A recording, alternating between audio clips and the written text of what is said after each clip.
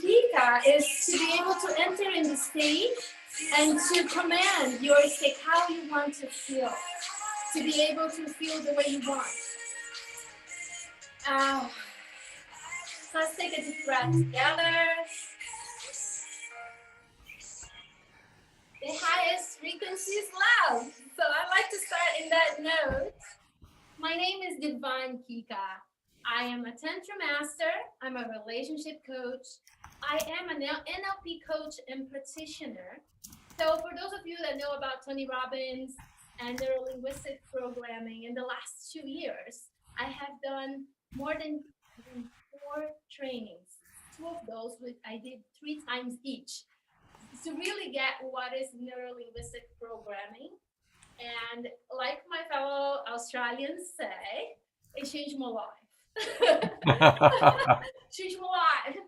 And I have a beautiful community in Australia and here in California. And like I learned a different way to use Tantra and other tools of compassionate communication that I learned with Scott a long time ago.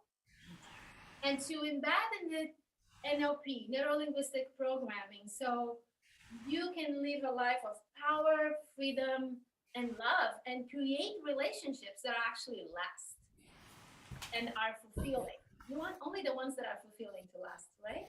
Right. Otherwise, we enter into this whole other world. So 11 million bits of information a second, right? Enters your brain. Your brain is so used to delete, generalize, and distort information. So all that information that comes in is filtered by the stories that you have in your past, the stories that you have about yourself, about others, about the world. Your perception has these filters, right? Otherwise, we would be crazy looking at all this amazing information all the time. But what if we could delete delete the programs that you have in your mind that are actually holding you from seeing the possibilities for you, to see a new life that you could have, to see this new amazing relationship that you could have, to feel in a different way.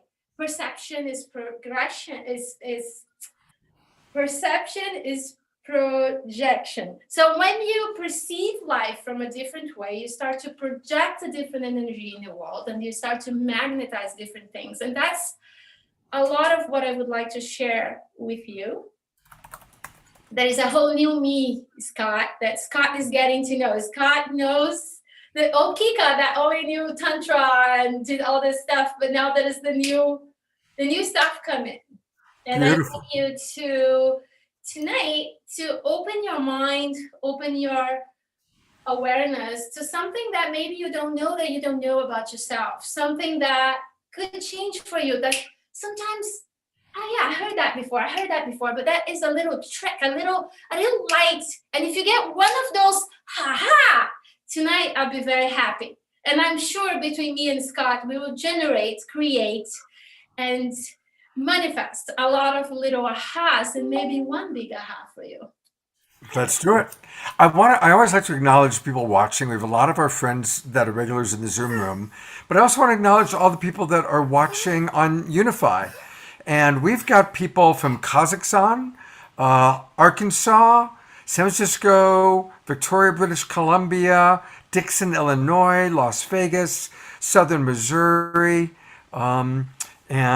well, just welcome to the about 40 people watching on Unify and all of my friends watching on our Zoom room. And Scotty Satori from Maui. Can you tag me on the Facebook so my friends on Facebook can see me too? I'll do that in a moment. Absolutely. So, so Kika, and by the way, it's a pretty sophisticated audience. Most of the people, especially in the Zoom, are people that have been coming to my shows. We've done a lot of relationship shows, so we can go to more of the advanced work, just so you know. Yes, awesome. These are my peeps. So tell us, so first question for you, or next one actually, after what does it mean to be Divine Kika? I want to acknowledge our friends that are single, because a lot of our friends are single right now, and especially it's been Single right now? Well, there you go. And so am I. We're both single. Um, Wow. but what do you say to people that have been single for a while? Maybe they're wondering if they're ever going to be in a relationship again. It's been pandemic. It's been hard times. You Yeah. have got such a natural enthusiasm for life. Hmm. What are your suggestions for people that are maybe feeling a little more contracted, a little more insecure, a little bit more afraid of being out in the world and wondering if they'll ever have a relationship again? Hmm. There's so many of us these days, isn't it? Yeah, Transforming. There is so many reasons to be afraid, to close down, to allow our old programming of fear to take over, and everything that we are ingesting, digesting, and projecting, a lot of it is not helping us to feel better. And so, for you that is feeling in this space alone, I also invite you to remember that it's different times in your life that you felt alone, right? yeah, This is not the only time you felt alone. Maybe you felt alone before you went through relationship and then you got alone again. That some of you can relate, right in the chat. Like, because we have been in more than one relationship in our lives. absolutely. So Yeah, we go to periods. So I invite you to think of this way: that life is a cycle, like it's a circle. And sometimes we're down here when it comes to relationships, sexuality, right? We're down here feeling low, feeling lonely, feeling empty. And then we start to go up again. And then we level up, and then we get in relationship, and then maybe we get into a good relationship, but then the relationship starts to go, not so good. Da, da, da. The relationship ends. Who has been to that cycle of relationships over and over again? we all have. We all have. Yeah, so that is this thing that, like, we keep going up and down. So the thing to remember when we are here in the bottom is to remember that no matter what, we're going up again, because that's the flow of life. So you're not there forever. And the lowest you go, the highest you shoot up, right? So we're all about to shoot up really high. And I can relate to have hard times. Come on, I had COVID 3 times. Hello? Like, I almost died the first time. Wow. I almost died. Like, literally, I said goodbye to my kids. Wow. So, yeah, talking about going to the lows, I've been through the lows, and then relationship ending, and so much going on, right? But then this memory of the ups and downs of life, and knowing that that's when we need to have a relationship that is beyond just ourselves and our small world, that is a trusting of something higher than ourselves, that we are never alone. We're only alone when we want to be alone, because the spirit, God, universe, whatever you believe in, is always there with you. And when we enhance that relationship and we find the joy of that relationship, and hey, I spend most of my time alone. I'm Yeah. alone in the house. And my house, can I share with you something? My Yeah. son went to college, like it's been 6 months, a year. I lost a relationship, right? And I live in this big house, and all of a sudden the house started to feel really big. And there's an echo. And then I'm like, okay. And then there was a journey of talking to spirit and reconnect to my spiritual practice, reconnect to my everyday journey of whatever it is. Sometimes it's dancing, sometimes it's meditation, sometimes it's single, something that I can allow myself to do, something that feels good, so I can put good brain chemicals on my brain, and then it brings me back. So, because the thing is, yes, we need to feel our sadness, we need to feel our longing, but if you feel it too long, you imprint it deeper in your psyche, and that trauma gets bigger. Yep. And now you have a bigger problem. So you need to be able to command yourself to say, okay, how long do you want to suffer? I ask my clients all of that, and they get all discombobulated. Like, how long do you want to suffer? So, okay, I'm going to suffer. And then, like, sometimes we have deals. You're going to suffer 20 minutes every day. It's kind of ridiculous, but it's So true. I want to riff on a couple of things you talked about. And I've sent you the link. You've got to go into your own page in order to do it. So I'm gonna put the spotlight on myself for a moment because I want to riff on a couple of things Kika said, and then I'll give her a chance to share this out to her friends. It's really important for all of us to have some form of a practice or different practices. And that could be playing a musical instrument. It might be doing martial arts. It might be doing yoga. It might be doing dance. But during hard times, I've learned that the people like Kika who have a practice doesn't make the hard stuff go away, but we don't obsess on it. We learn how to take a little bit of time to mourn, take some time to deal with anything we can do to make things better.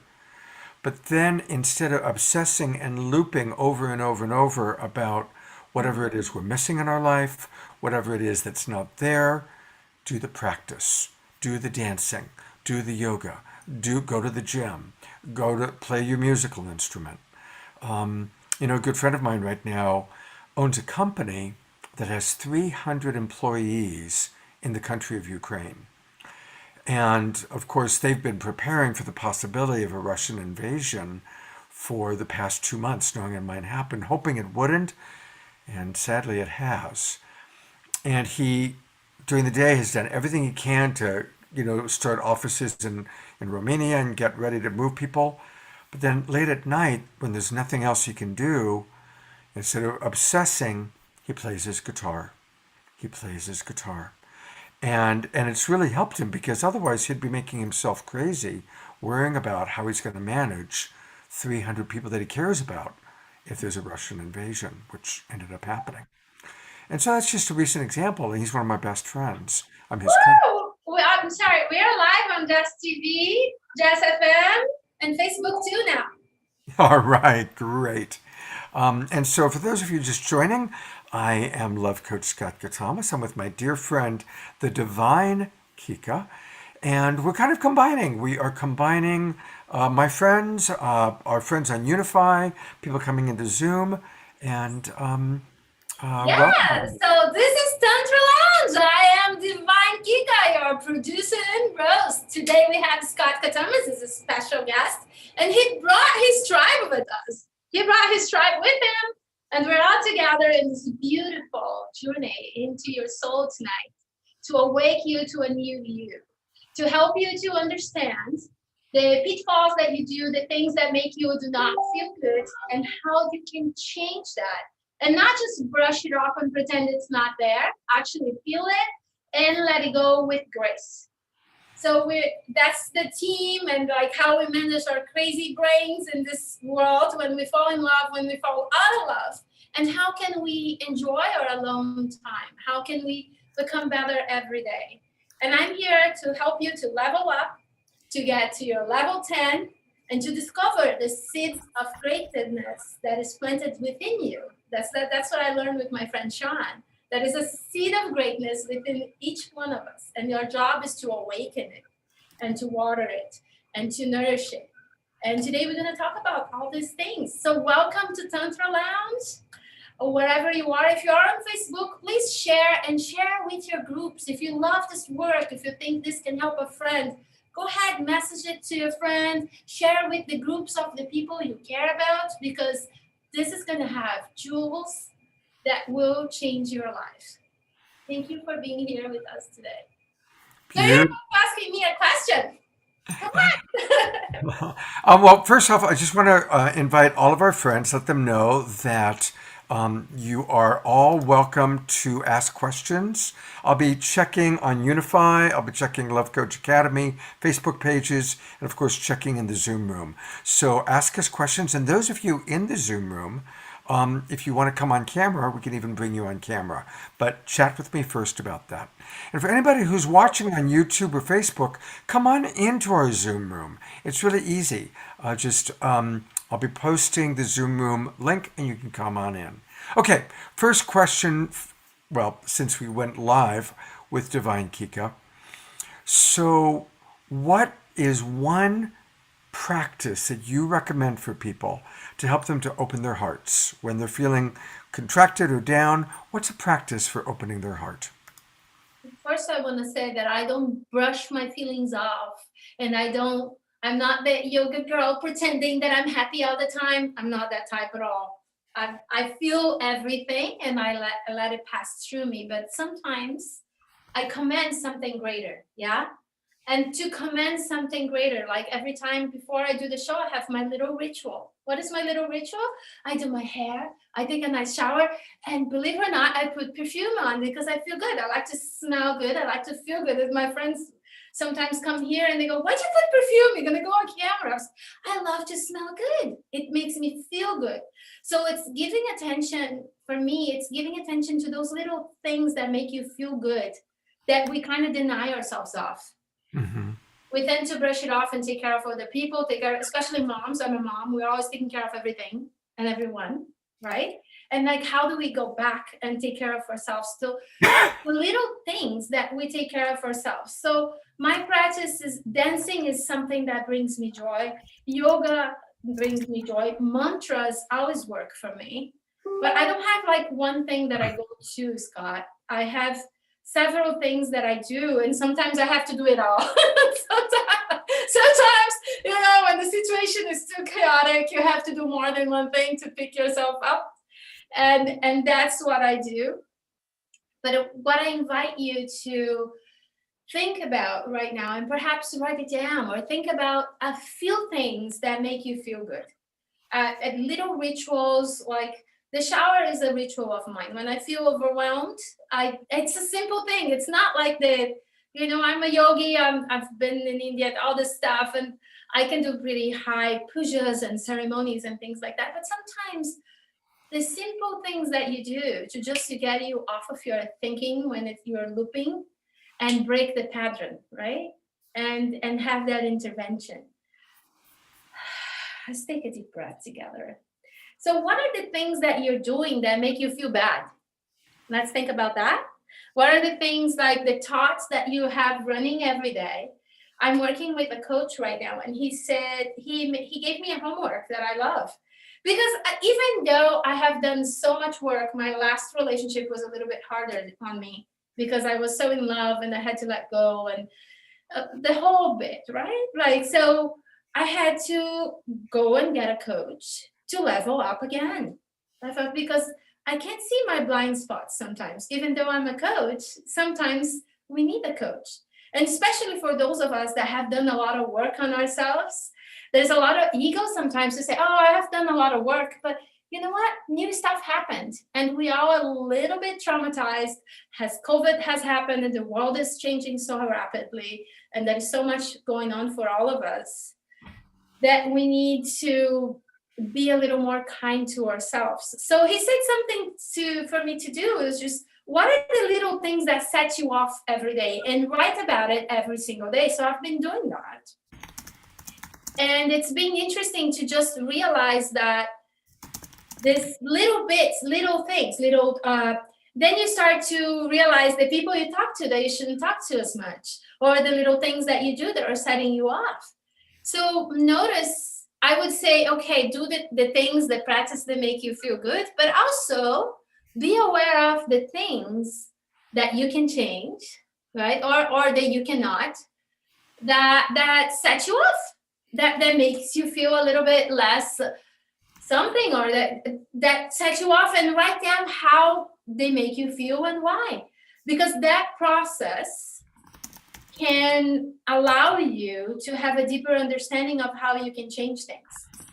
And it could be simply, for me, it's to put my phone away for a few hours a day. It really makes a difference. Little things like that. But what I would like to move on to is to Scott. And Scott had a pretty sweet conversation about our last relationships that I think it would be fun for us to talk a little bit about our healing process.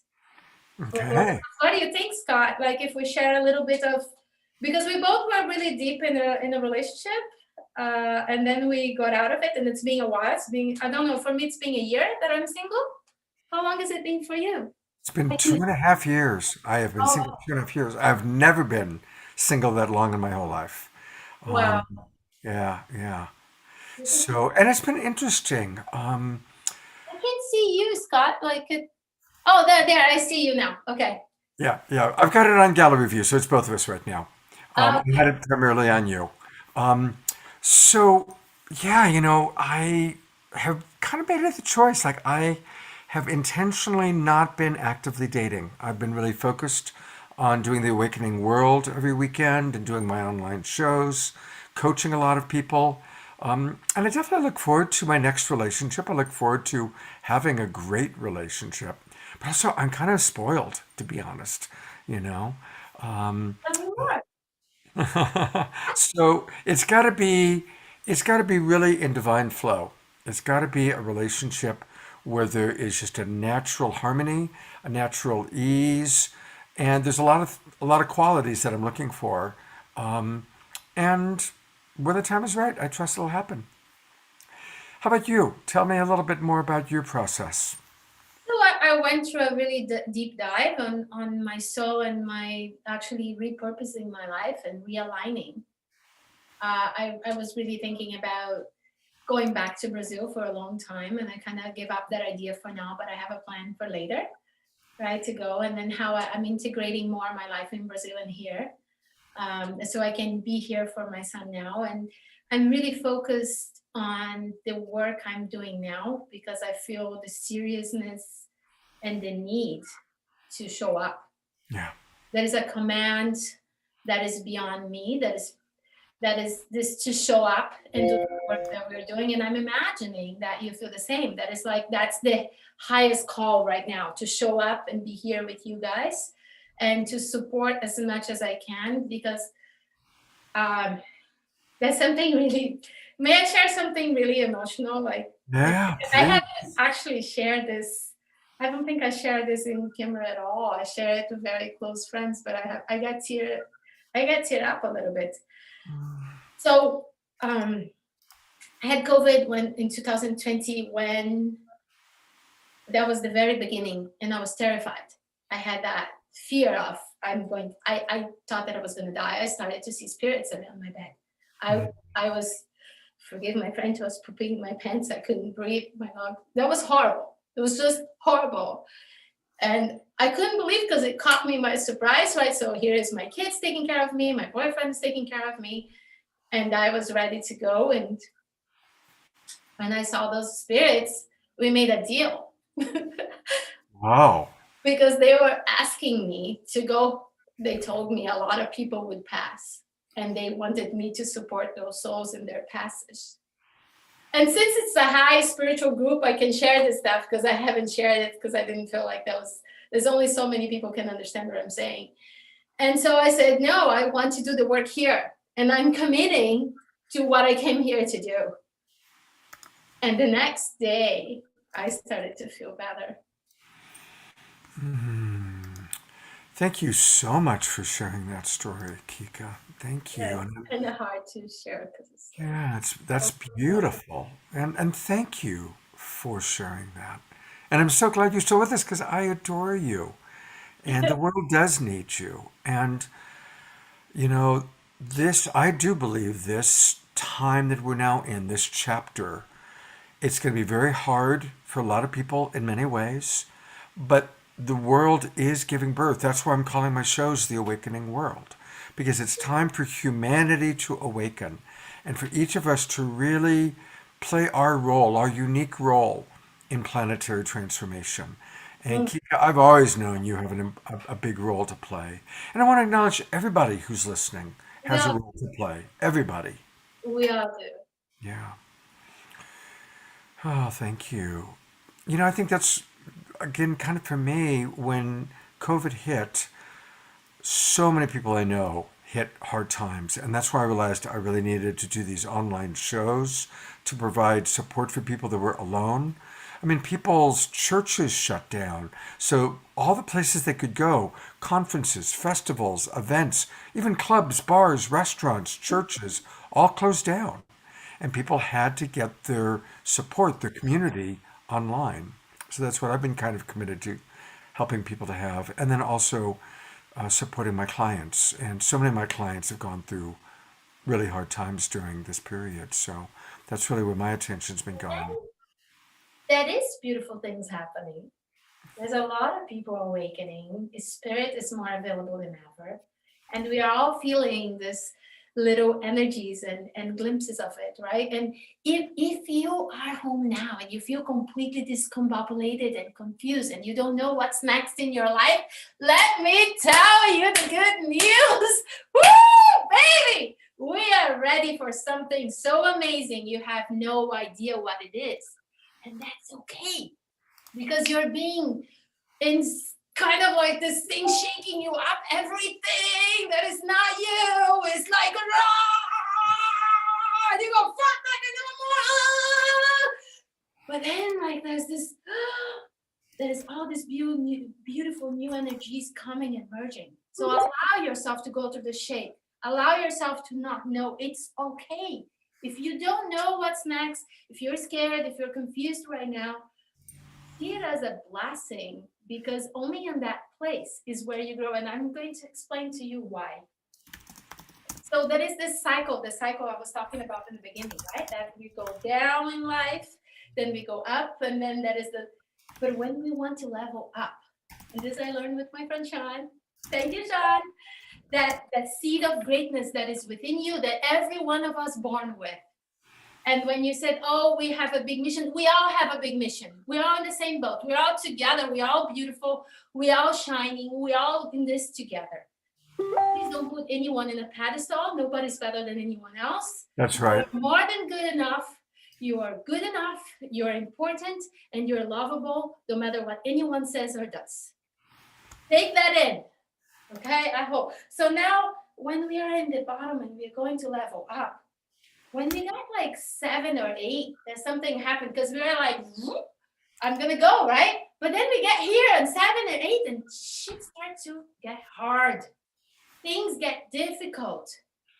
Like you start to get tested and you go, but I want to be up here. And you go, why am I being tested? Why things are so hard right now? And that's where we're at right now.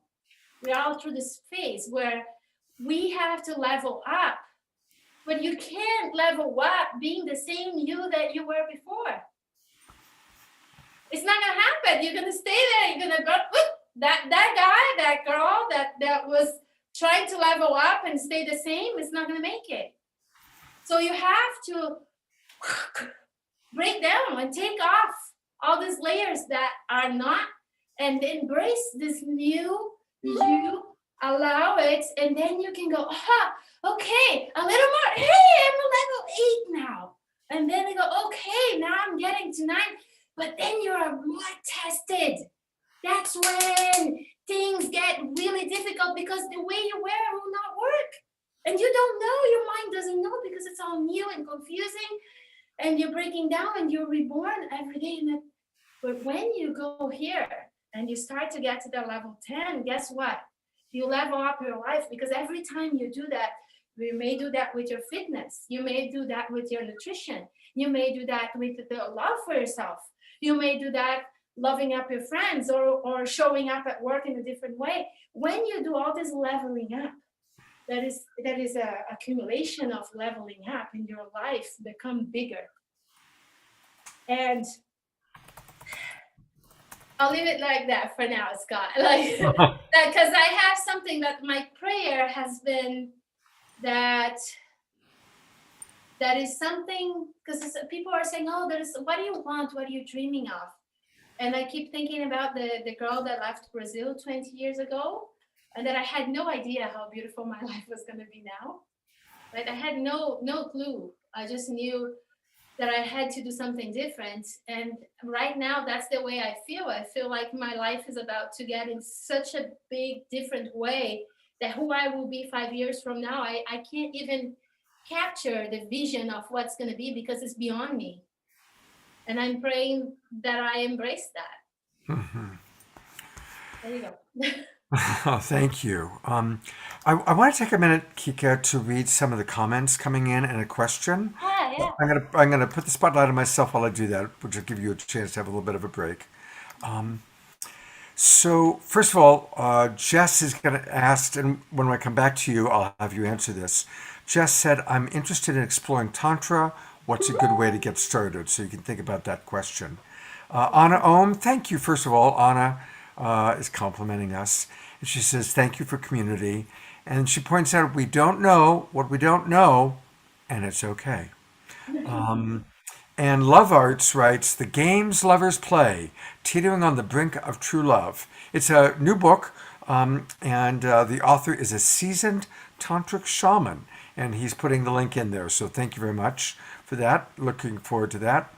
Rosalind, thank you. She's giving us a lot of appreciation. You've got some friends coming from Australia saying, Welcome, mate. That's going back a little bit It's my to what big you said stand earlier. out.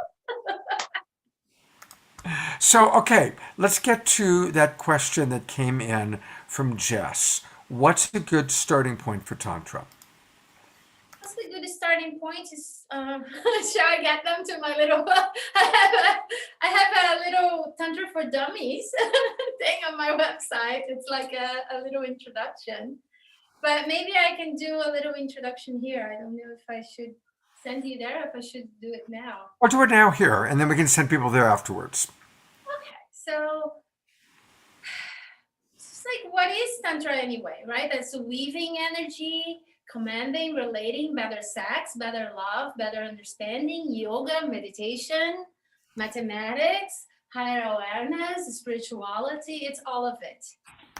Tantra is a way like it's a path like Zen or yoga that allow you to mix sexuality and spirituality and integrate your spirituality and your sexuality in pure harmony and create a higher awareness with it all.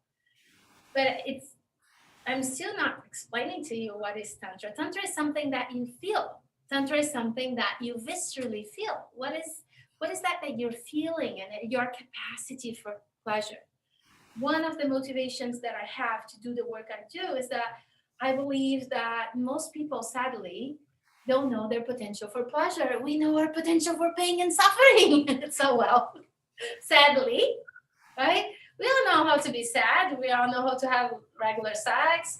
We all know how to break down, how to break up, how to suffer. But do you know how to feel good and how to have pleasure and how to sustain pleasure and how to have pleasure being prolonged? So these are things that I want you to think about. So how do we start to do tantra?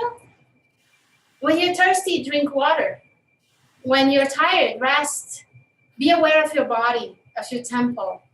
Like some people, they tell me, oh, when I get into a project, I get so sucked into it, I don't even eat for several hours. Well, are you denying your body? Are you denying yourself? Are you actually taking care of yourself? Are you aware of what's going on in your body? Are you disassociating from what you feel and in your skin? Like, how are you making love to yourself? This is a question for if you want to begin. Did you know you can have an orgasm as long as you want? It's not a myth, it's a reality. But only some people get to experience that because you have to break down all the guilt and shame and the programming that good girls don't do it, or if I'm spiritual, I cannot be sexual, and this whole misalignment, misunderstanding. And let's be frank, today, with all the pornography, the bad examples out there, how people have even healthy sexuality, right? Like, so begin with just feeling what is alive for you, understanding more of yourself, and breathing and making sounds and experiencing more. That's a good beginning point. Beautiful. I'd like to come on in too with a couple thoughts, and thank you for that. So much of what she said, I really like how she's emphasizing to really love our body, to really, connect first. Before we are trying to connect to another person, let's connect to ourselves. And that's a really important thing. Tantra literally means that the English translation of the word is to weave. And so it's weaving our masculine and feminine within ourselves. It's weaving two people together when we're in relationship. Jeff Eichen, one of our regulars, wrote, How about eye gazing? Absolutely. Eye gazing is a wonderful way to start connection with another person. Here comes You Kika. guys see me? Hi. What if we could make love with our eyes? What if I could, as you don't lick my eyes, as you look deep into my eyes, as if you can see my soul and my sadness, my joy, my fears, how that I was, how that I will be, how that I am now, and see if you can see a part of you there, or you see yourself there, and you allow yourself to be seen. And so many of us are longing for this presence, and so many people cannot look deep into your eyes. Yeah. Right? So what if you can give this present more open to the people in your life, even if they can take it? Yeah, I mean, the truth is really a deep eye gaze can be more intimate than having sex with the lights out. Sure. And emotional intimacy is the great aphrodisiac as we get older. In a more mature relationship, where it's not just kind of trying to get our rocks off, so to speak, we want to establish emotional intimacy into me see, so that it's not just a sexual fantasy that we're trying to act out, but it's really dropping into the quality of who are you? Who am I? Like, wasn't it beautiful when Kika shared her vulnerability, right? Like, that is so attractive when she talks about her fear of death, that she thought she was going to die. And so when we can be vulnerable, it's a beautiful thing. And eye gazing and slowing down and dropping in with each other is a wonderful way to start a tantric relationship. And that is so sweet, right? Like, so when we, in neurolinguistics, when you're trying to connect with somebody, Scott just brought me to his space right now. And I am like, he's back. So we are meeting in the middle, right? And this is what you need to learn to dance in relationship. Mm-hmm. That because if somebody is like up here and you go too slow, they're not gonna match you. Right. They're not gonna be with you, right? So you need to start to match them. Sometimes you have to match them up here, and then you bring them slowly where you want them to be. How tantric is that? How sexy is that? That you can actually meet that person where they are and then find the middle. And that's a deeper connection. Like, what if I can start breathing like they're breathing? And then we find the space together, and now we are dancing together in this way of just, and that can be just a conversation over the computer or over the phone. You should pay attention. You pay attention. Are they a feeling person? Are they a logical person? Are they a visual person? Are they an auditive person? If I don't know, I just add all those things in the conversation.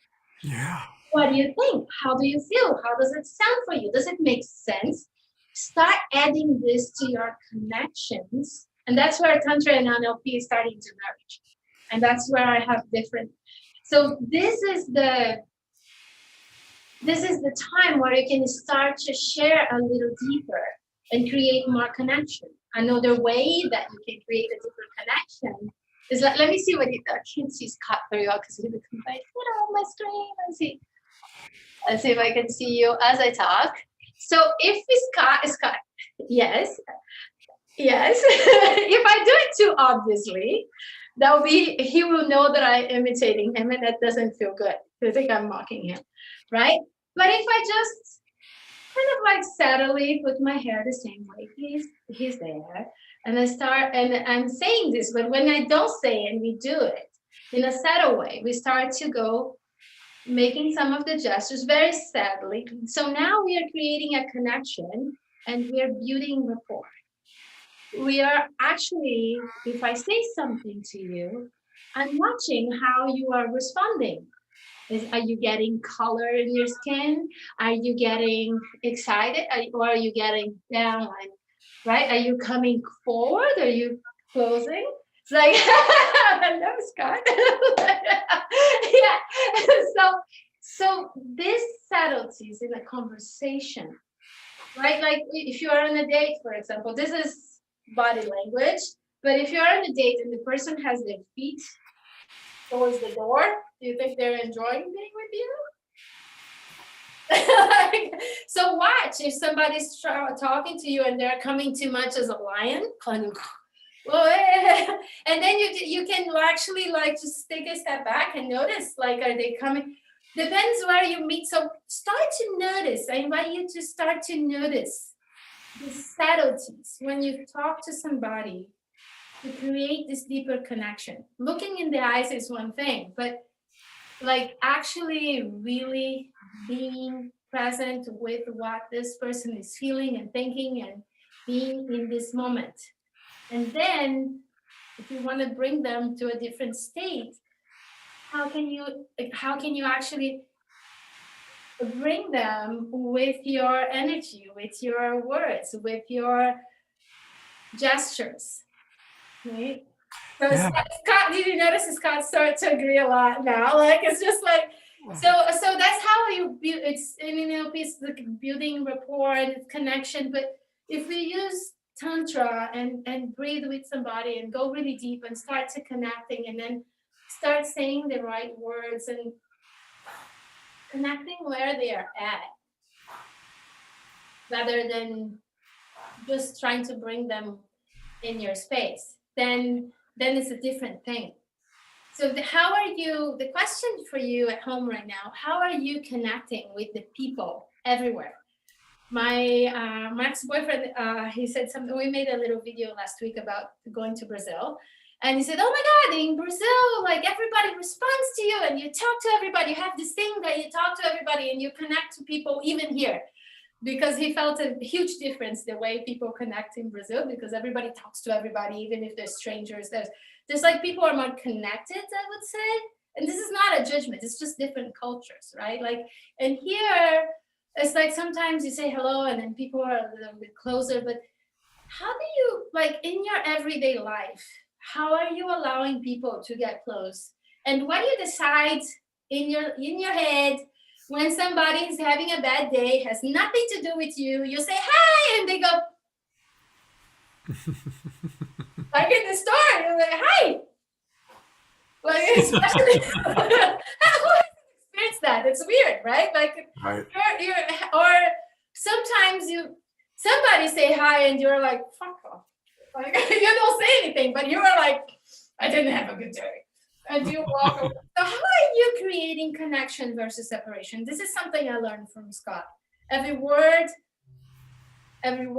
intention, thought, in and out of you is creating either connection or separation. And I took that to my heart, Scott. There's something that is so, how are you connecting? Something to think about. This is like a nice free flow, huh? Yeah. Well, thank you for that. And it's okay if we want to be in our own space, but let's just be conscious about it. What am I really longing for? And most of the time, people are longing for connection, but they oftentimes, we all do it, we oftentimes make choices that create separation. We say something with a tone of judgment. You know, never do BSW. If you want to have better connections and relationships in your life, eliminate BSW. What does BSW stand for? Bad, stupid, and wrong. What does that mean? It means sometimes when we're upset, we want to prove to the person that they have done something bad, or that there's something that's stupid about them, or they did something wrong, right?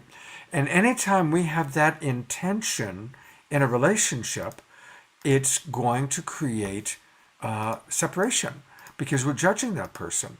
So, a wonderful thing to do is to eliminate BSW. Be aware of that. And especially when you're having a difference with somebody, when you're in an argument, when there's something going on that's rough, what's your intention?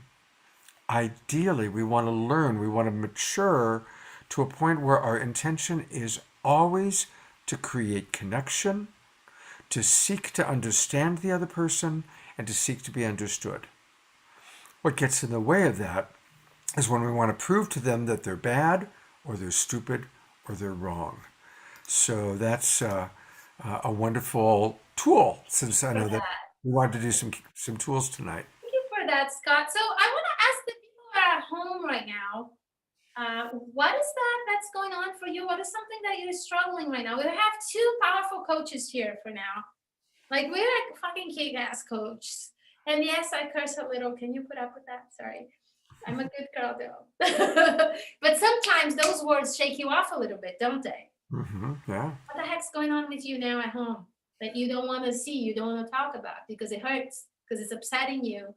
And maybe if you open up and tell us now, what is the thing? But let's not be superficial about it. You're smart enough, you're wise enough to go deep. Are you willing to go deep tonight and tell us what's the real juice? Give us the juice because we can work with it. So thank you. And our first one's come in. And before we respond to Anna Ohm, I want to say that my favorite motto, I've been using it for 10 years, is how perfectly human. So whatever it is you're dealing with, addiction, compulsion, hard relationships, hey, we've all had some form of that because all of us have had some form of an addiction or a compulsion or falling into habits that are hurtful. So Anna Ohm, thank you so much. And she writes this is a tough one. My loved one is on a self-destructive path. Wow. How do we manage that? When someone we love, someone we care about, is on a self-destructive path. Kika, do you want to respond to that first? That was kind of something I dealt with in my personal life a lot lately. To see somebody we love, like doing something that I'm going to say something here. The wounded feminine and the wounded masculine has four traits: the rescuer, the prosecutor, the victim, and the perpetrator. Right? Mm-hmm. I don't know you and I don't know the circumstances at home. And I'm going to ask you, if you look into your left, into your path of your relationships, or all relationships you ever had, what is the one feeling? I'm going to ask you a question to respond to your question. What is the one feeling you always felt? And this is for everybody to process right now a little bit. What is the one thing, one team, like if you go look back, you travel through all the relationships in your life, that is something you always felt at some point? That one thing. What is that one thing? And for me, it's very obvious. I was always the rescuer. And that's the healer, right? The wounded healer. We like to rescue people. Any other healers in the room that like to rescue people? Oh, we found the broken-hearted, the wounded, the broken, and we got to fix them. And I we're was so born. good. I was born on Christmas Day. No, really, I was. So I literally grew up as a child with a Messiah complex. So I've always had to, and what Kika is saying is really true. It's like most of the people who watch this show probably are caregivers. So most of you probably fall into the rescuer category. But here's an interesting thing. Navigate into different things at different times too. But a reminder that there's the rescuer, there's the victim, there's a perpetrator, and often if a rescuer isn't providing the victim with what the victim wants, then the victim experiences the rescuer as the perpetrator. And so we think we're in rescuer mode, but maybe we're being so assertive or so aggressive. You need to do this, you need to do that. And the other person is experiencing us as the perpetrator. So how we see ourselves is not always how others see us. That's very good. I love that. I love how, can I just say you are amazing, Scott? I just have to come back and I'm going to go back to the person that asked the question and the question. And Kika, something just changed with your audio. Your audio just changed. It got much lower. Try tapping it. Try. Your microphone's not on. We're just going into your computer. So while she does that, while she figures that out, I'll share for a little bit more. Is it better now? tap on your microphone and let's see. Is that better? It's not on. Your microphone's not on. Um, it was a little odd, so I don't know what happened. Anyway, I am going to continue a little bit while she figures that out.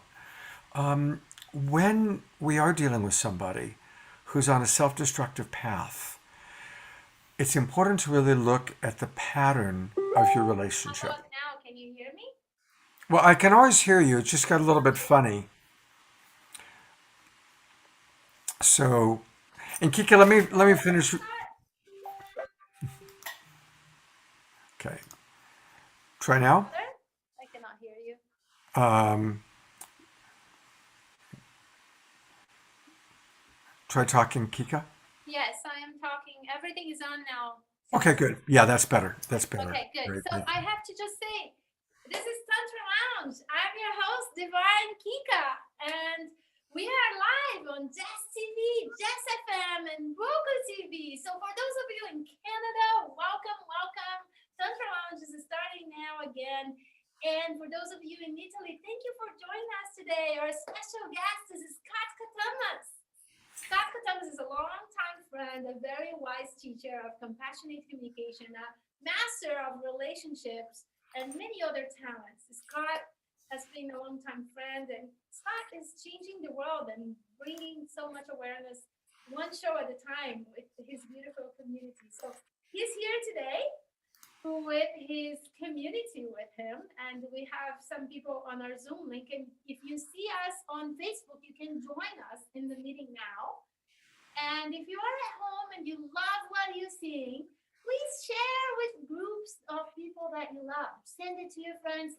Give other people the opportunity to see it live, because there's something else when we are live, we're sharing this energy together and we're one together. And if there's one thing that I got with working with Australia for so long and being in the United States, right, is that there is no separation. We are all one and we are together in the same time and space when we choose to connect with each other. And so tonight I invite you to open your eyes, open your awareness. There is a lot of juice coming for you, a lot of new understanding, new things that you're going to learn. Scott is amazingly wise and he has a lot of beautiful things to share with us. Welcome, Scott. Thank you. Welcome. It's good to be here.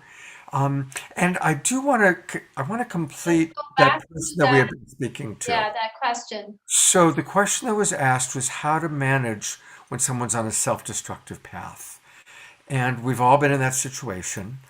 And so it's important to look at what the nature of our relationship with that person is and how we want to, are we getting pulled into their drama? And like Kika was talking about a little bit earlier, are we playing the rescuer role? And are we doing that at our own expense? And so it's important to really take a step back. And of course, if we have somebody that we care about who's on a self-destructive path, we care about them and we're concerned and we want to help. And that's beautiful. But do they want our help? Is our help what we think is right for them, or is it what they genuinely want support for? And are we getting pulled down? If someone's in quicksand, it's not about jumping into the quicksand with them. If someone's drowning, you don't drown with them. You stabilize yourself and you see if they're willing to take our hand and get pulled back up. Some people really do want support. Often when someone's on a self-destructive path, they aren't asking for support. They're lost in the addiction. They're lost in the compulsion. And so in those cases, then sometimes, especially if it's impacting our life, then we have to set a boundary with compassion. We have to set a boundary with compassion. Beautiful. And so I'll turn it over to, Something about that, yeah. because I dealt with that and recently I've seen somebody that I love, like making all these choices over and over again, despite of how much I wanted to help them. Right? And seeing that and really suffering, seeing that. And then I realized the more I was helping, and it's interesting. So take you on, my ex-husband, because sometimes I ask him for help and he says, no, you're capable to do it yourself.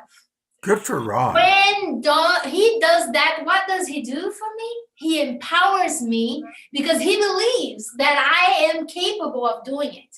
When you help somebody, especially if they don't want to be helped, sometimes you are telling them they're not able to do it themselves.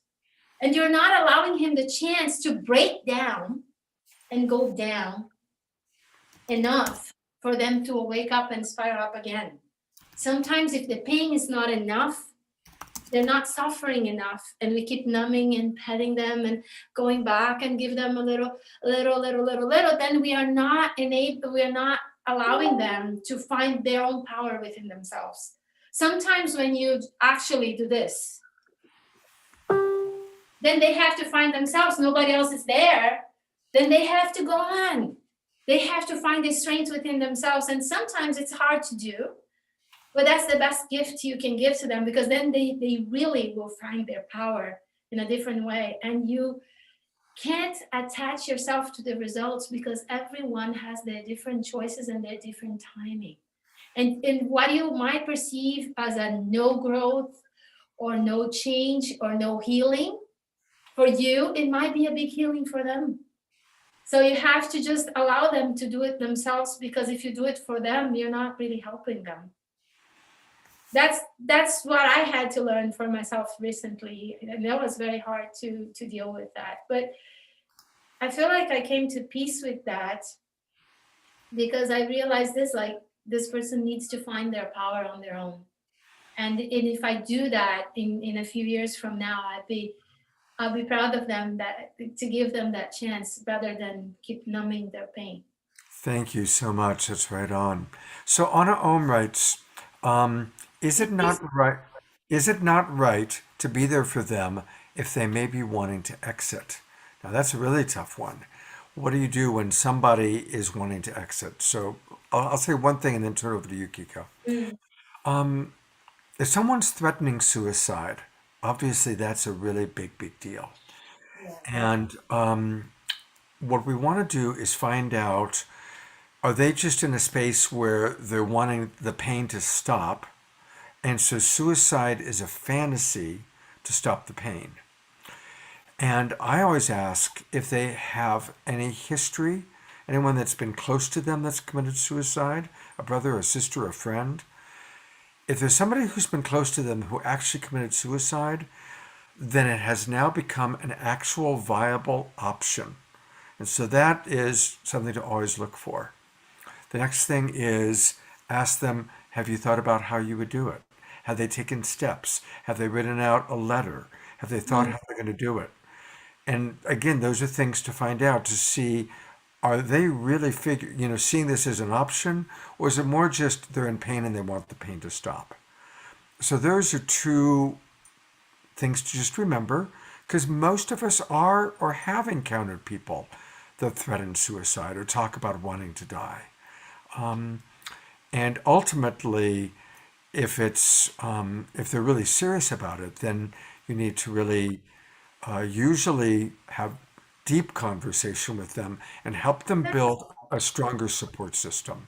And that's when you call a psychiatrist, a therapist, or somebody that really can help them, because that's like too heavy for us to take on for ourselves, right? That's right. And That's you need to get help and make sure they get the help. And that's like, I don't think we should analyze them. This is now a psychiatrist issue. This is now a doctor issue, and you need to bring them to see a doctor or to see somebody that can do what they need, because that's too serious to take it lightly. Yeah. And you cannot be responsible for their actions. I've seen people that are on the other side of that when that does happen, and the imprint that can give in somebody's life, right? So you want to make sure you call a doctor, you make sure that you get that person taken care of. Yeah. Because that's not your responsibility to fix that, but you need to make sure that your responsibility is to call a doctor and make sure that they are taken care of. because that's too serious to be taken lightly is my answer for that. Yep. And I'm not gonna, I don't work with that. That's what I would say if a client come with that, because that's too serious to be taken lightly. And I've been one of those people that actually, when I was 16 years old, I almost lost my life. I was so disappointed and tired of life that I was one of those people that tried it, and thank God I survived. And I was young and stupid, and this things that happened, right? Like my life. This is 36 years ago, and I was having those thoughts. I was having those ideas, and that's I call the night of my awakening, where those thoughts vanished from my mind, and I become somebody different. But I was in a moment of pain and suffering in my life, and people go through that pain, and when they're in pain, they need to get the help they need. I got the help I needed, and I healed, and I got better. But there was a spiritual awakening that happened at 16 years old, that I become this new person, right? That I am today. I am now divine, because I had that pain, and I had that awakening, and I had that help. And thank God. But I didn't die. I didn't do anything. That was just a thought. Yeah. But like, I didn't die a little, like how you say, right? Like you had to go to the hospital or anything. But that idea that you needed the help, and had, like, thank God my grandma took me to her house and took care of me and opened me up. But this spiritual awakening of that time, no one could help me. Only I could. Only I could. And if you have a partner that is having that, make sure they go to a doctor, make sure they see somebody that can help them. Don't take that on your own. It's too heavy for you. Make sure you call somebody to help them. Let's get to the next. Thank you very much, Kika. That was really, really good. I want to get to the next question, because you asked people to share. Yeah, I'm excited to see. Robin, right? I'll read it, Kika. You don't have to read it. I'll read it. What if someone cuts off communication, and they've said forever, over a misunderstanding before you've had any chance to clarify it, and that clarity would have prevented the pain from the misunderstanding? Do you want to tackle that? I can take that. So if somebody's choosing to not talk to you, can you honor that? That's their request. That's the first thing.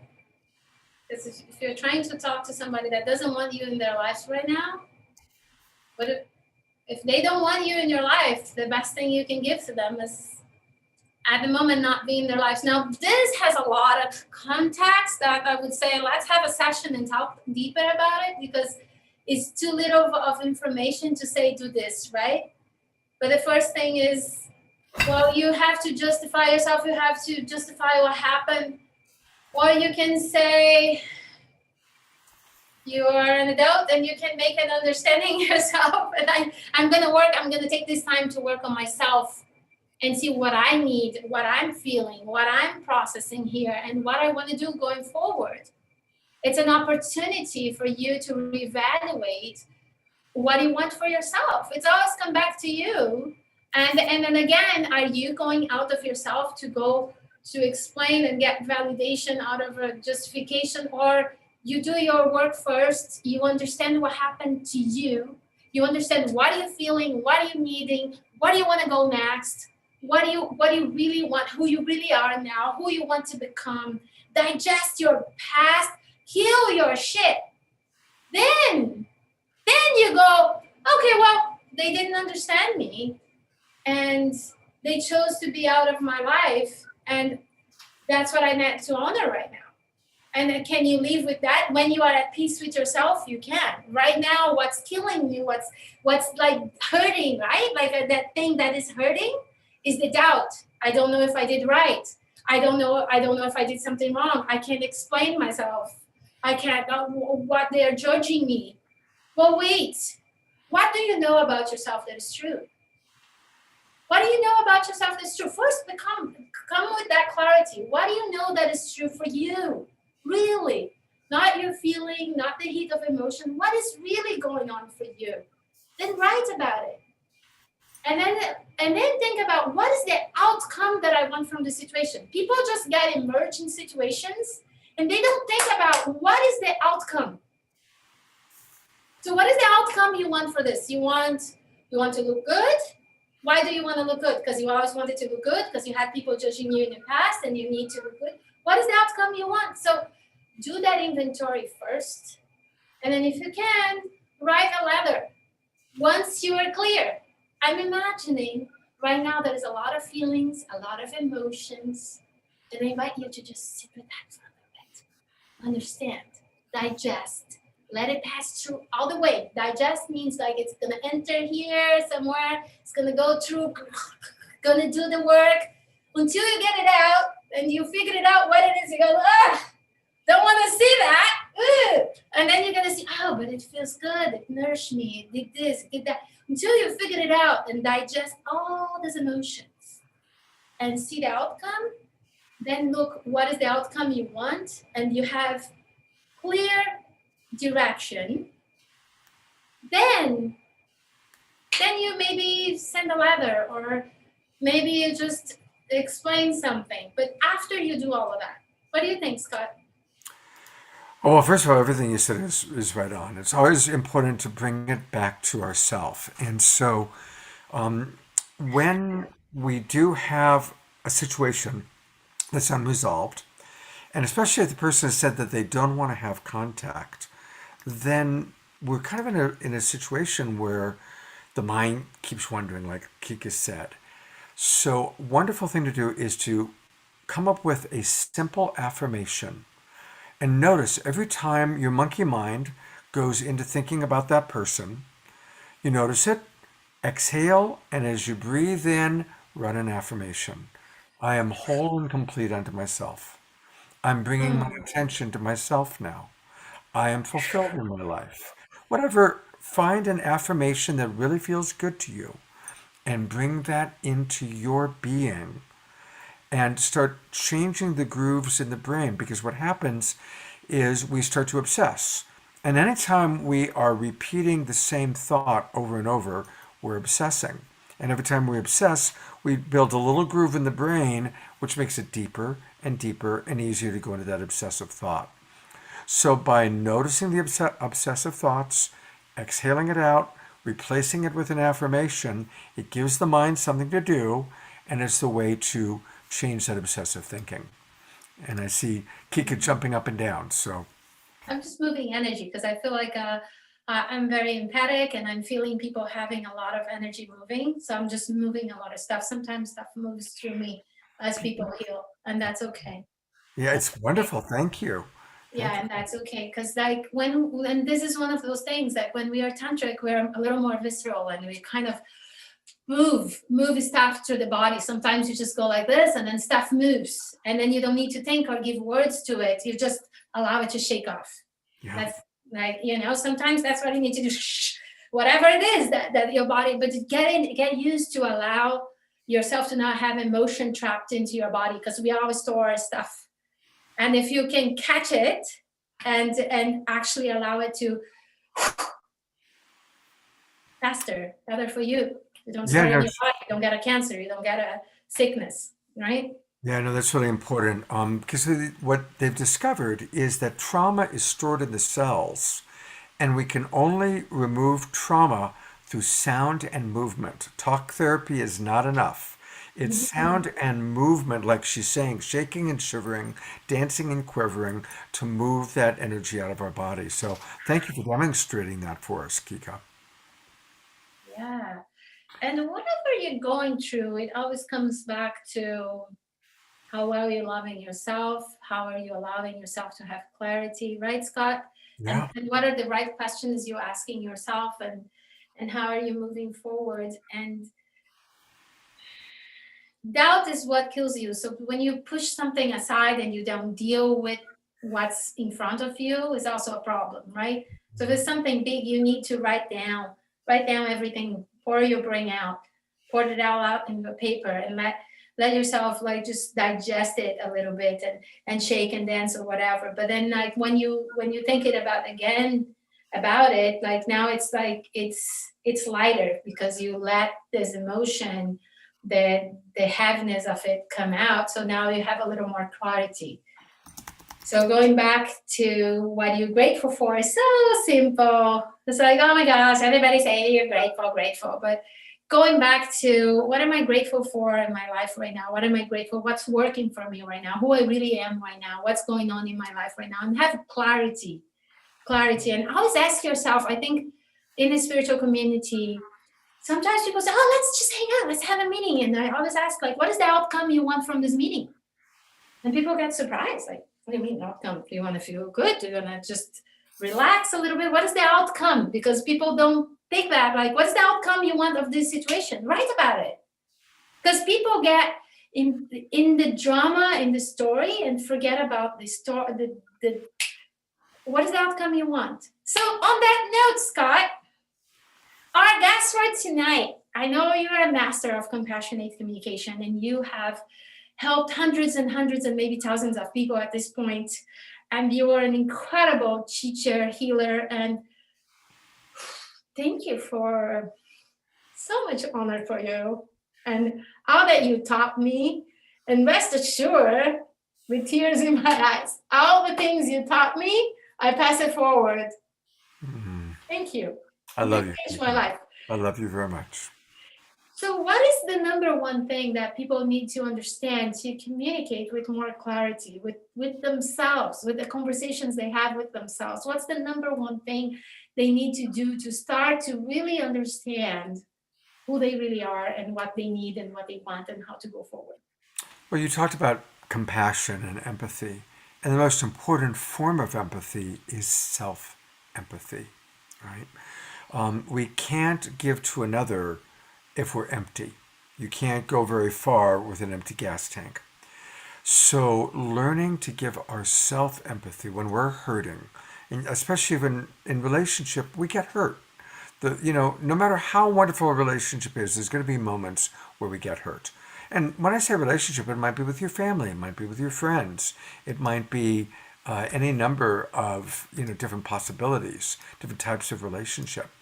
So learning to give yourself empathy, to love yourself, to give yourself maybe an emergency dose of self-empathy so that you can have something to give to another person.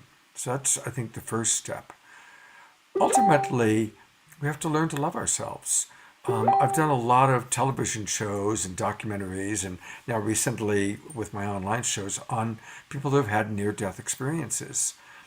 And everyone, when they're out there, remember that the meaning of life is we're here to learn to love, starting with ourselves. I'm going to say it again. We're here to learn to love, starting with ourselves. And self-love is not selfish. When we genuinely love ourselves, we're not selfish. When we genuinely love ourselves, we want to love others. It's human nature. When you've got good self-esteem, you want to contribute to the well-being of others. People that are selfish are people that don't love themselves, and they're trying to fill this gaping hole inside of themselves with, material objects or narcissistic connection. But when you have a healthy self-esteem, you want to contribute to the well-being of others. So that's the first thing that I'll share. And what do you want to say about that, Kika? I'm discombobulated because I was worried about charging my phone. I saw you, doing things that I was trying to I did the little things that I had to do. So do you need more time to do things, or are you good? I am good now. I want to ask you though, in relationship, when people are in relationship and they want to communicate to their partner better and they don't know how to start, right? Perhaps they're having this pattern. And this is something that I've been doing interventions now, like after I learned NLP. I ask people to call me when they're fighting. It's kind of funny. I get to be in the middle. Hey, you're fighting. Yay, call me when you're fighting so we can work on the pattern and repattern your brain, because the intervention happens there, right? But so I use different tools. I want to know your tools. Like if people are at home and they notice they have this pattern of fighting and they fight a certain way, or there's always this little couples, especially if they're not making love anymore, It's not that they're not making love. They're not making love is not the problem. There's something else that caused the not making That's love. right. That's right. Yeah. That is something else that caused that to not happen. Yeah. Because couples that are happy, they are celebrating and making love, right? So if you're home and you're in this relationship that you are kind of like frustrated, or you saw yourself there and you want to learn how to be better in the future, perhaps you're single and you want to learn how to practice a healthy communication, a healthy relationship, this is the time now. You can practice with us. Scott will show you how, when things get sour, how to remediate, how to come back to harmony. So what is the first step when you see it's like every day there is this little argument? What is the Right. first step that people need to do or take? So the first step is for a couple to make an agreement that when we have a difference, we're not going to talk about it until we're both centered and we both genuinely care about what the other one has to say. And that's like a commitment, it's like a marriage vow, a relationship vow to because people fight when they're not centered. When we're centered, if both people are centered, they're not going to fight. It's when we're off center and we're desperate to be heard, we're desperate to defend ourselves that we go into that. So, bottom line, make the commitment we only talk about the hard stuff when we're both centered. That's like a bottom line, devoted, disciplined commitment to make, ideally. But then, but I have a question within that question. But then there is the person that says, I'm going to abuse you by ignoring you and I'm leaving. All right, bitch. Gone, and then you are there. Right? Yeah. That's also a punishment.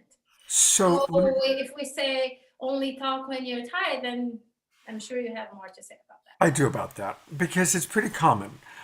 Most of the time, there's the person in the couple that when it gets hard is like, I need space, I need space. And there's the other person who says, no, I can't be happy until we solve this, right?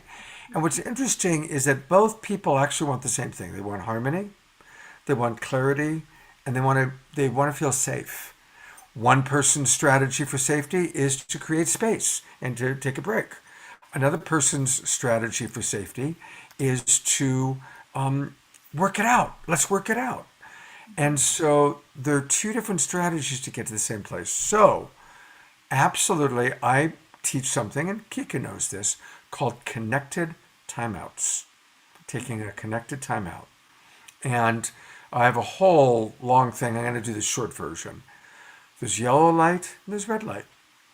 The moment you notice the very first agitation, the very first moment that there's a little fear, or a little contraction, or a little bit of something coming into the field, hey, yellow light, let's slow down. Yellow light, let's connect. Say yellow light, and then either let's slow down, or let's connect, or let's just hold each other. If at all possible, just holding each other, or taking hands and breathing together is a really wonderful way to calm the nervous system. We want to calm our nervous system. Most people, if they really practice yellow lights and slowing down, they'll never get to red light. Red light is when we have to take space. We're no longer capable of demonstrating the love or the care that we want to because we're too angry, we're too scared, we're too frustrated, we're too triggered, and we need space. And when that happens, and that's what Kika was referencing, the person who says, I'm out of here, and the other one is like, but wait. Well, there's a way to handle that. The person who wants space gives reassurance. I need space so I can get centered, so I can come back to this conversation and show you the love and the care that I want to show you. So the person asking for space, it's up to them to provide reassurance. I do want to come back and I will come back once I'm centered. And to offer when that would be, to give it a range of time. Give a range of time. This is great. This is great. And this changed my life when I learned that. That was a big, big step. Actually, a lot of things. I felt like learning compassionate communication was like learning French. I'm still learning French. But it's just like, I remember telling Scott, this is too complicated. It takes too long. It's like it's too hard. And then Scott taught me that actually it's a slowing down, and then that I create more connection. And I use this with my kids, with my clients, with my friends, with everyone, and it works. It sounds a little bit hard, it sounds like more work, but I tell you, if you actually pay attention to these jewels that Scott is giving you, it can really change the tone of all your relationships. It's really magical. And okay, so now that what is something, so let's change a little bit. Like I want to make it a little more exciting now, because you're getting too serious here, and I think people need to shake. So it's like, if you're at home, just shake it up a little bit. What is the most weird thing that you ever heard in your practice when coaching people? You don't have to say who it was, but like the most funny or the most exotic thing, or something that blew your mind and you go, oh my God, what happened here? Wow. Are we allowed to be kinky on this show? Oh yeah, this is Tantric Lounge. This is where we talk. I got proposed by a gay couple last week. I matched with somebody with Tinder, and then there's this really cute guy, and then he says, I have a boyfriend. We want you to be our girlfriend. And I was like, oh wow, that's the best. That's the most fun one. I was like, I don't know what to do about it. So that was my exotic of the week. Well, I still don't know what to do about it. they want you to be their unicorn, if you know that term. So, well, a lot of people come to me with, what happens when one person has a sexual fantasy that the other one finds repulsive or doesn't want to do. And so that comes up a lot. Okay. And so let's go with that. First So off, what happened? What was the kinky thing that the person wanted? Tell us. Come on. do you know what a golden shower is? Oh yes. Oh my God. Oh my God. Okay. He wanted to give and receive a golden shower. And he thought that for him, that was an act of intimacy, an act of only us, a way of feeling really special. Because they've had lots of sex with other people, but this was his strategy for having a unique experience with his beloved. Okay? And everybody has different things. We all have something maybe a little weird. Yeah, and what is weird? Weird is just different than our perception of reality, right? I mean, what's weird to some people is everyday for another. We all have different cultural things. So what I always emphasize is, let's get out of any judgment, not even calling it weird, right? Because that can be heard as a judgment. But oh Yeah. wow, right? Like, I mean, obviously, a golden shower to many people is weird because it's different. But So what underneath, happened? well, I tried to help her to understand the beauty of what he really wanted, which was to have a unique, intimate experience with her, right? It wasn't just about getting peed on or peeing on her. It was about wanting a unique experience that she had never had with anybody else, right? And so, in a sense, almost like a new virginity, right, was what he said. It could be worse. I remember a date that went south, and then the guy peed on my leg, and I was really upset about it. Never saw him again. Yeah, yeah. I was like, I could have asked first. That was not okay. He just out of the blue did that? In the shower, yeah. That Oh, was in the weird. shower. In the That shower. was weird, Scott. I never forget. That was maybe like 15 years ago. I will Yeah, never that can be pretty traumatic. That can be- It's like, yeah, my And, fantasy. I'm like, and well, by the could way, you ask first? Like, that was you weird. asked the question, so I'm not a proponent of golden showers, but as a coach, my job is never to judge my client. Never. Never, never, Right, never. of course not. We are Never. no, we can't. And most of the time, when there is something weird, the spouse or the girlfriend or the boyfriend thinks it's weird, and there's a judgmental nature. So my job is helping them to go underneath the judgment, no bad, no stupid, no wrong, and understand what is the value, what is the longing that's underneath that idea. So So what happened to them? Did she allow it? Everybody wants to know. No, did they stay together? No, I mean they're still together as far as I know. I haven't. This is a couple that I saw a while back, so as best as I know, they're still together. And who knows? Maybe she finally accepted it. Um, but they did work on other forms of creative intimacy. They worked on finding other things to do together that uh, she had never done before, which got into particular styles of lovemaking. That's exciting. So thank you for that story.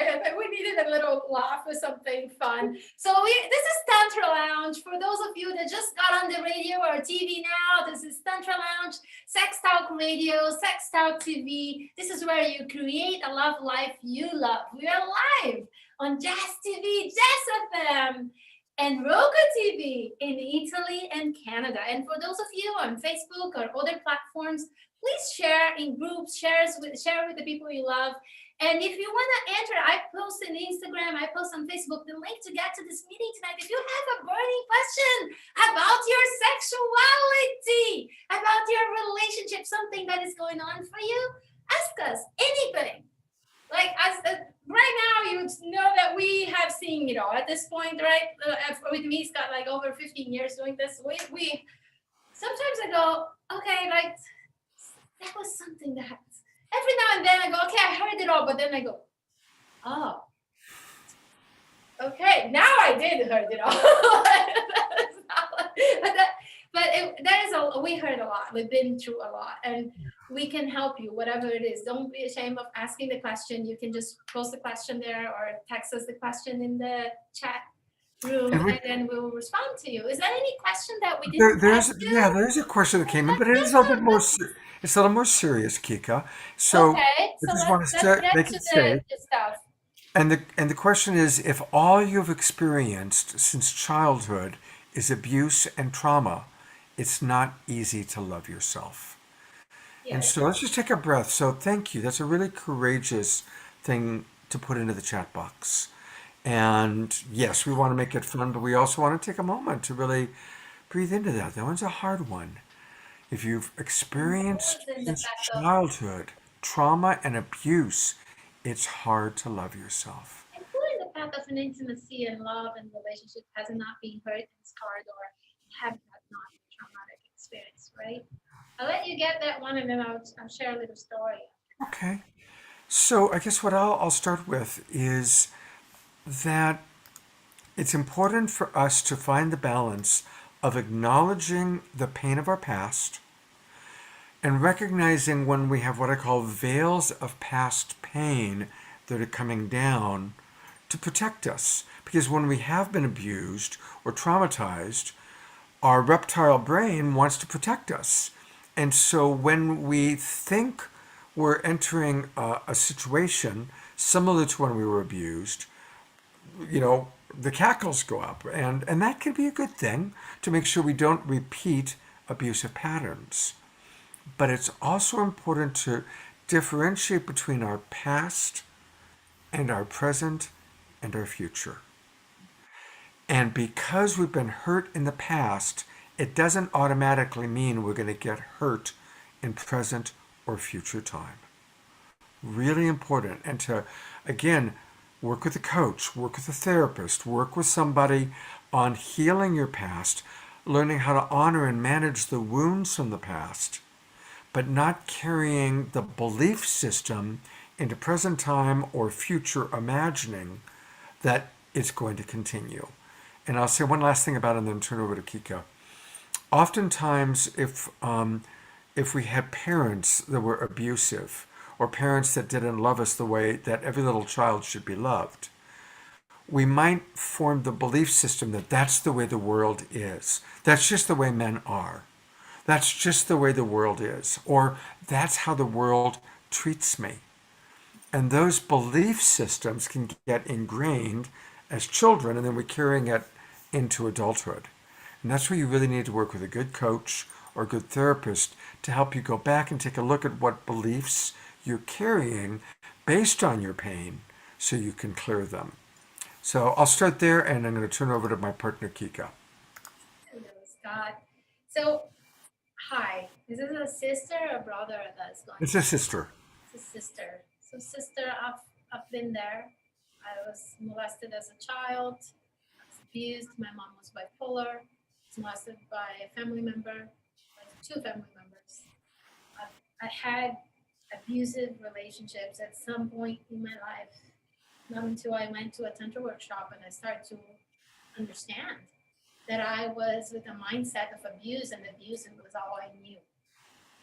And not until a man held my heart and say, I'm going to heal your heart for all the times you felt not loved, not precious, not enough, and that you had been through. And I remember crying, and I remember that man's eyes until today. I remember, bless his heart, because he opened me to understand that was my perception, that they didn't need to be like that going forward. And that was huge for me.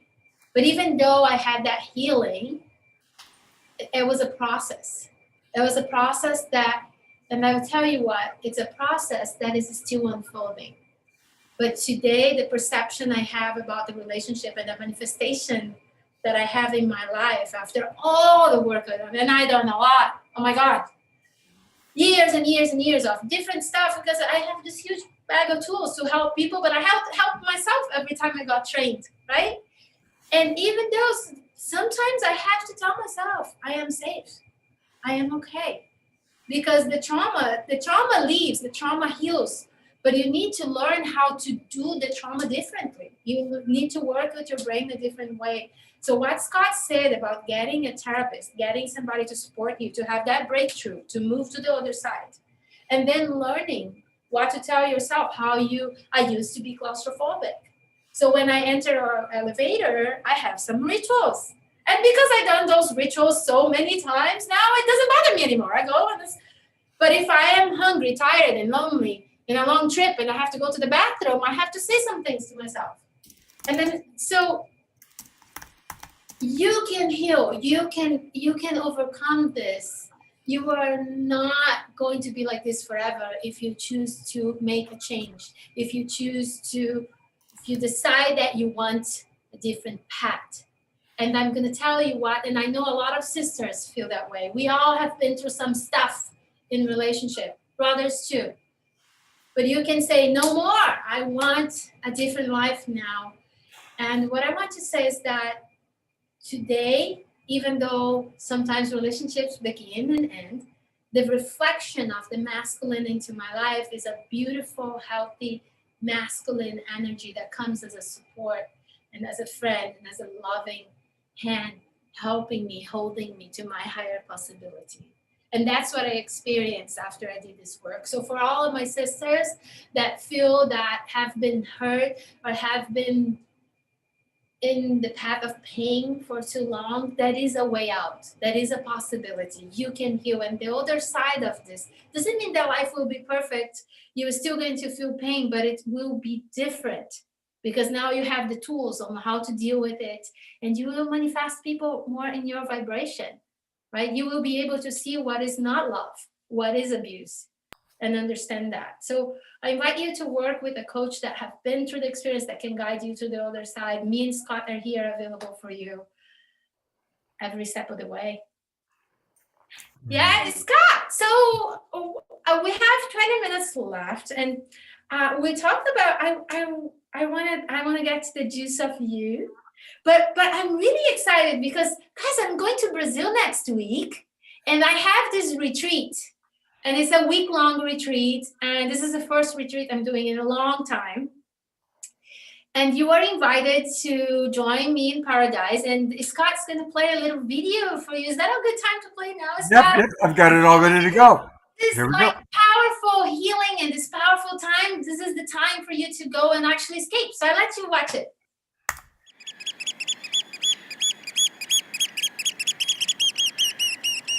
Hello, my name is Divine Kika, and I invite you to escape and go to paradise with me to learn Tantra, to recharge, regenerate, heal, and open your heart and soul to a new phase of your life. Look at me and Scott.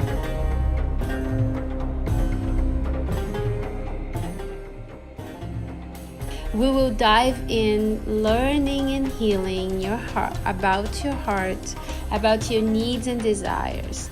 You will learn how to become a better lover, a better person, and feel good about yourself. As well as we are going to excursions and sacred, beautiful places in paradise with amazing nightlife if you choose to, but also like amazing, breathtaking trails and beach journeys. We will rent a yacht for a day and go to beautiful islands.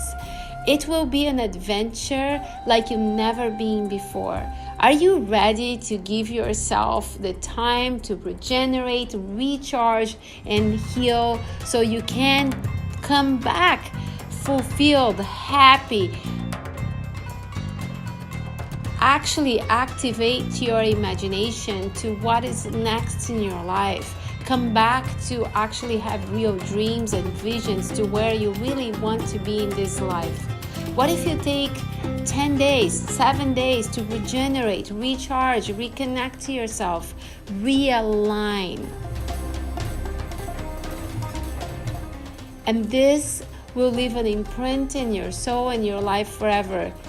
I believe that this will be the best days of your life. I can't wait to meet you in paradise. I have been teaching and living a tantric life for the last 15 years. I have guided more than 500 people personally to have a better life. I have had thousands of people in my retreats, seminars, and events all over the world. And this is your time to experience this fulfillment that your heart so longed for. I know in the path of love and relationships, there is a lot of patterns, things that keep repeating in your life. And this is the time to end this repeating and actually creating a love life you love. Join me now. I see you soon. If you want to learn about this trip a little more and need more information, feel free to call me and contact me. We'll talk and I will make sure that this trip feels good for you and you have a safe and loving, happy trip.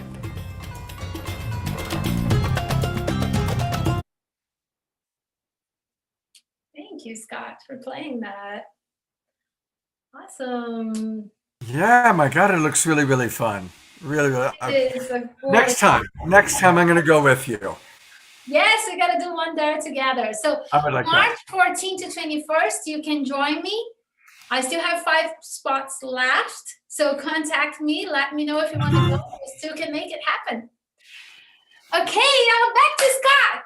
Scott Catamas, our love coach. Scott has created this beautiful academy where he also trains coaches right now. Right. And it's incredible. The work, like it keep reverberating now that we're getting more and more people to learn. So if you want to be a love coach, do you want to tell us a little bit about your academy and the miracles it has been creating? It's so beautiful, the work you're doing. Thank you. Thank you. Well, it's called Love Coach Academy. You can go to lovecoachacademy.com and learn all about it. And really, we have a wonderful group of people, all ages, all cultures, and we share and exchange wisdom, knowledge. How do you handle this? How do you handle that kind of client? And I train people in the tools that I've learned, which are emotional intelligence skill building, nonviolent communication, also known as compassionate communication, and neurolinguistic programming. So I kind of combine those, the best of those tools, into my training, into my courses. And I'll be starting another course in April. So you can just go to Love Coach Academy and learn all about that. And on a miracle level, Kika, you know, the greatest miracle is learning to love ourselves. And then the more we learn to love ourselves, then we can really love others. And really, almost everything that we teach through Love Coach Academy, through Kika and Divine Kika and Tantric Lounge are ways to authentically love ourselves more fully. To accept ourselves, we all want to be accepted. We all want to be cared for. We all want to be well loved.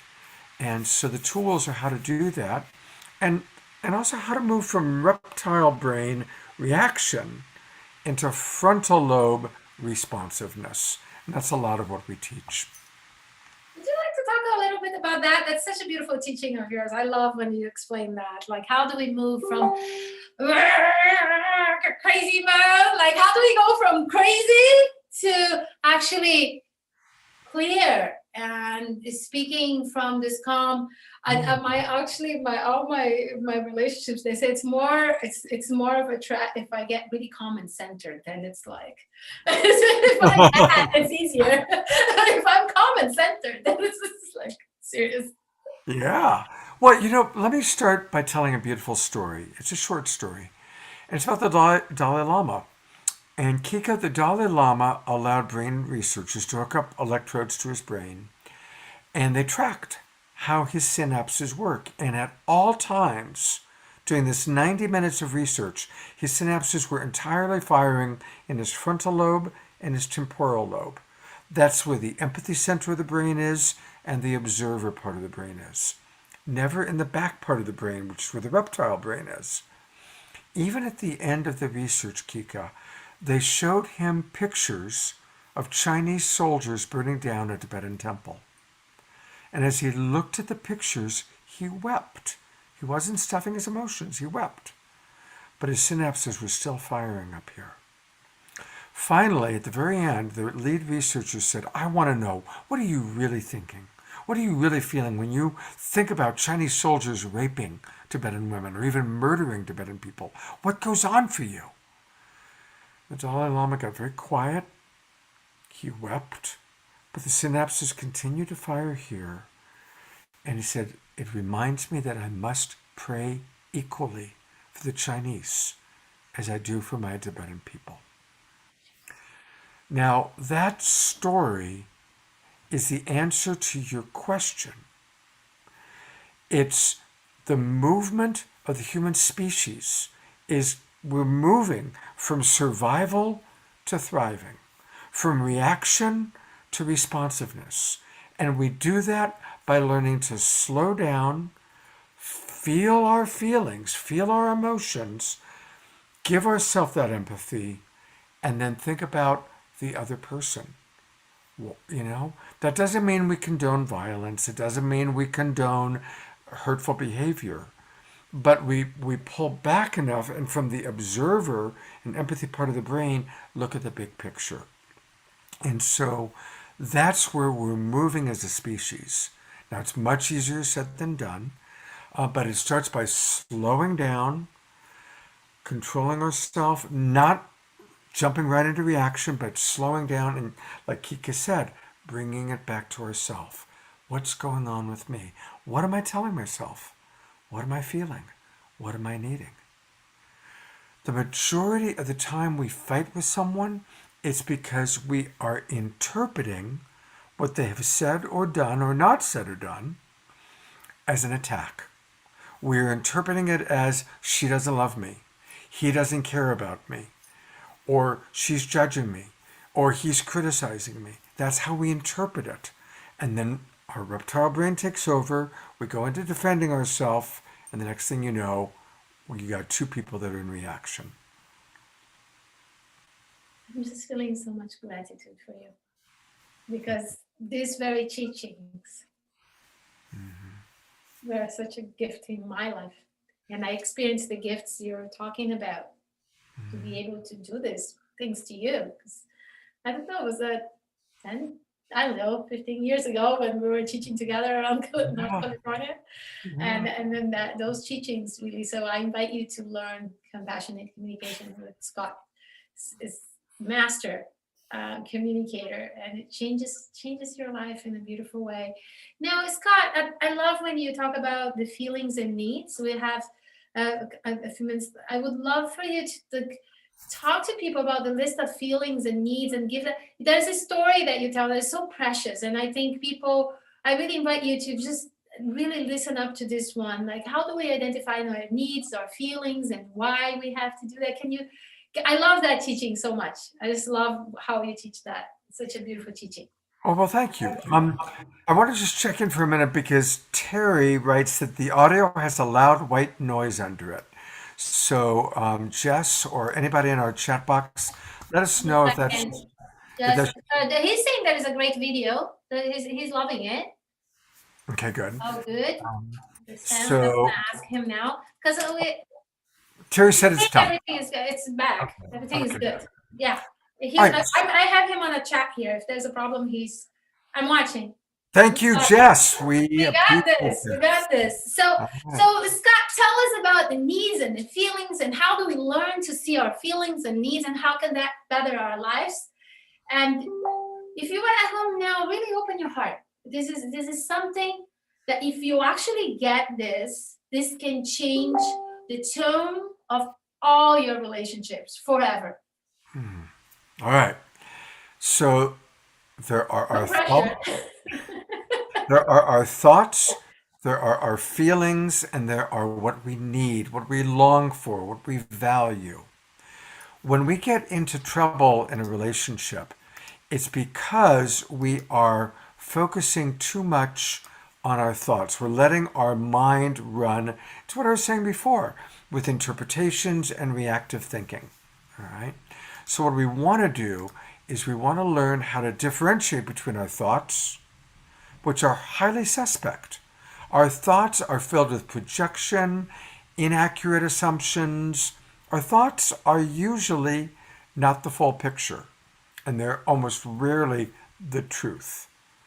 What's always true is what we're feeling in the moment and what we need, what we long for. So let's say that Kika and I have a date to connect, and she's 30 minutes late. Oh, possible. And my mind starts going into she doesn't care about me, she doesn't respect me. Those are all thoughts that may or may not be true. What is true is I'm feeling concerned, I'm feeling confused. Where's Kika? And I'm needing reassurance that everything's okay, and I'm needing connection. Now that's what's real. Not that she doesn't respect me, not that she doesn't love me, not that she doesn't care me. That's all. No, but I am concerned. I'm wondering. I'm curious, and I'm longing for those things. So learning how to not stay stuck in our judgments, our projections, but to drop into what am I really feeling? I'm scared. I'm concerned. I'm nervous. I'm confused. That's vulnerable. Notice how vulnerable all those feelings are. And if we can claim the vulnerability of that. So when Kika does show up, it's the difference between, well, obviously you don't care about me because you're 30 minutes late. That's not going to create connection. But I go, wow, I'm really glad to see you. And honestly, I got really scared and I'm just confused because I thought we were meeting at 8 o'clock and now it's 8:30 and I'm wanting to know, is everything okay? Do you really care about me? What happened? I'm like curious as opposed to projecting judgment on her. I'm curious and I'm vulnerably sharing with her what went on for me. And that's where she goes, oh, baby, I just got lost in traffic. I'm so sorry. I do care about you. I do love you. Don't worry about it. Right? But if I come at her with a lot of judgment, she's going to go into defending herself, and I'm not going to get the care and the understanding that I'm seeking in the first place. So there's an example. And Divine Kika, how's that land for you? That's it. That's what I want people to get, that understanding, like that you need to understand first what you're feeling, like you're teaching, and then like what are you needing, and then how can you make a clear request, right? Like that. This is so fundamental, and that those lists that we used to share in our workshops would be so nice to share. Here's one of them. So Yeah, here's this is the so beautiful. If you can download this, they can download this in your website, Scott. Yeah, if people go to Love Coach Academy, and The list, let people see the list. That was really good that people see it. okay, so I'll bring it back up. If you go to Love Coach Academy and just click about, it'll say LCA Docs, Love Coach Academy, LCA Docs, and we've got 40 different documents there, and this is called the List of Universal Human Needs. And I'll just read some of the basic categories: security, freedom, relaxation, connection, affection, understanding, community. These are some of the categories of universal human needs. And here's the thing. Everything you will ever do in your life is an attempt to get one or more of these needs met. So the way that we can understand ourselves or understand another is not by asking prosecutorial questions, but asking, what are you needing right now? What am I needing right now? Going back to Kika being late example, maybe Kika's needing to know that I still love her and I'm not going to judge her. Maybe she's needing safety. And maybe I'm needing reassurance, right? I was on time, by the way. This was just, I she was didn't on top. justify. Just kidding. This is just a fantasy I know. example. Yeah. So this list, like Scott used to share, we shared in our little workshops that we used to do before. I still share this with my students. I think it's fundamental that you understand the list of feelings and needs, and go to Scott website and download those. It's such a fundamental change in your life. I love that Scott brought that, and that we can learn how to, what are we feeling, what are we needing. It's something that I still teach that, thanks to you. See, you changed me. And that is important for us. And so if you're at home, download that. What is your website, Scott, again? Lovecoachacademy.com. Lovecoachacademy.com. Very easy. Go and download those. Now, Scott, is that a message that you want to give? Because I know a lot of people are feeling lonely. They might be in a relationship and feeling lonely, or they feel like they're not finding the relationship they need, right? Like, and a lot of people are feeling pain and disconnect and the uncertainty. This is times of uncertainty. And we need to feel certainty, we need to feel uncertainty, we need to feel important, we need to feel loved, and we need to feel all these things, right? And we need to have this sense of actually contribution. All of those are important needs, but these times of uncertainty has gone so long that our need for security, safety, and knowing the future has become really strong. Yeah. Yeah. And then this very important thing. So what is a message that you would like to give to the people that are at home, and they I don't like to say hopeless, but I think some people are feeling that way, or people that are, because and then again, like, we navigate through these things. You might feel a little bit hopeless now, and you might feel excited later. Yeah. Just like, what is the message that you would like to give to them tonight, for them, something that you want to give? You're such a, and then thank you for your glorious, loving presence and the beautiful work you do, and for healing so many hearts and continuing this and being there for all of us. I'm thank you. And I miss you so Thank much. you. I love you, Kika. I love you. It's good to connect with you again. So two things. One is gratitude. You know, we can always be grateful for something. Grateful for our dog, our cat, nature.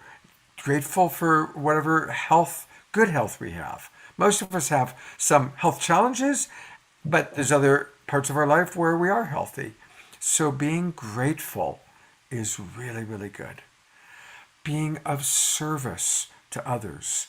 When being of service to others is so important, even if it's being of service to your dog or your cat or your neighbor or a family member, you know, reach out, call someone, find ways to be of service.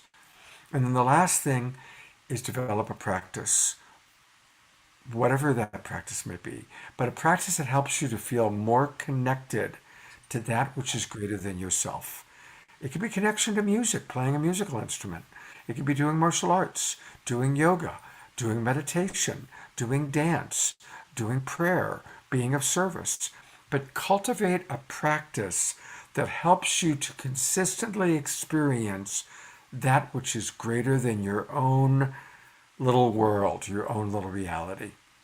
And I want to say one thing before we go. I want people to know what something that Kika offers.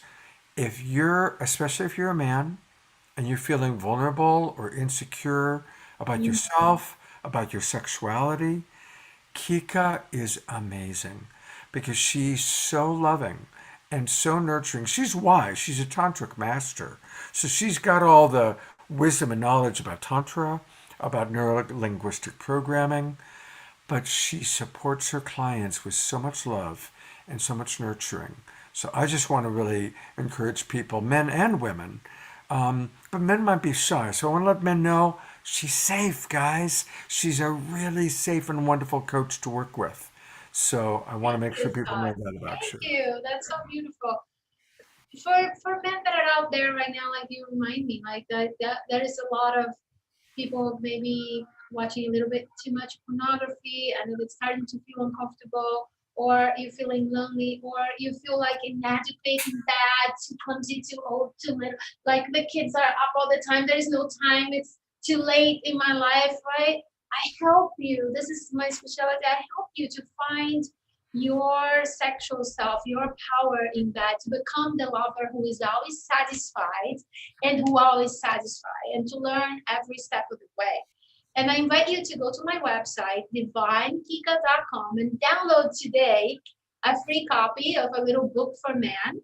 It's divinekika.com, and then you're gonna see a video, and below the video there is a start now. And for women, I have this 10 tantric sex secrets for greater sex, love, and intimacy tonight. And that's like a beginner's journey. And in that, you will get a little video, or you can download the book, and you're going to learn so much. And if you feel like you need a hand to support you every step out of the way, oh, we're on my website. There she Yay! is. Yeah, Yay! scroll down a little bit. Hey, no.